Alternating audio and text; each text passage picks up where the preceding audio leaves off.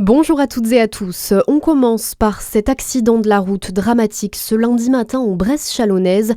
Vers 6h40, un automobiliste a percuté un arbre sur la commune de Villegaudin.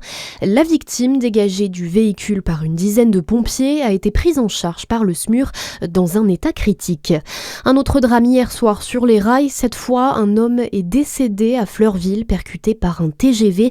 Le trafic entre Châlons et Dijon a été paralysé une partie de la soirée avec des retards records dépassant les 5 heures. Une enquête a été ouverte par la SNCF. Le désarroi des salariés de Colruyt dans le Jura, faute de repreneur, le siège du distributeur belge va fermer ses portes à Rochefort-sur-Nenon dans le Grand Dol. Plus de 600 salariés se retrouveront donc à la porte d'ici 2 mois. Un contexte difficile pour les agents concernés malgré la mobilisation.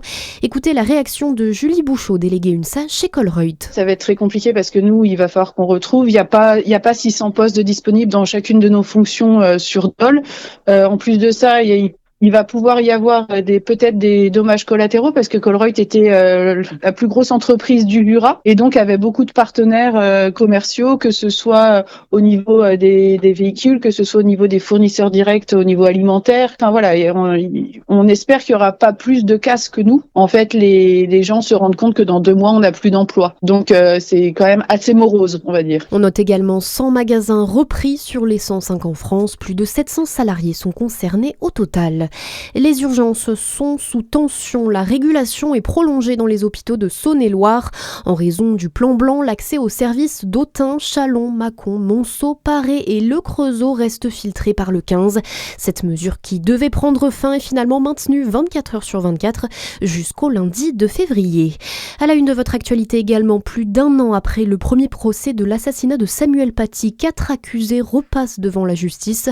Ces hommes sont jugés à partir d'aujourd'hui par la Cour d'assises d'appel spéciale de Paris. Le procès se tient jusqu'au 27 février.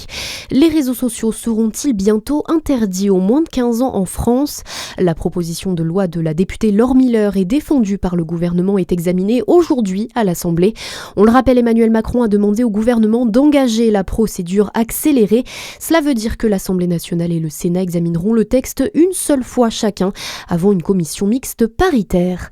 Le rugby, la fin hier de la 15e journée de Top 14, la victoire plus difficile qu'attendue de Clermont, 32-27 face à La Rochelle. Toulon s'est imposé contre Montpellier, 30-27.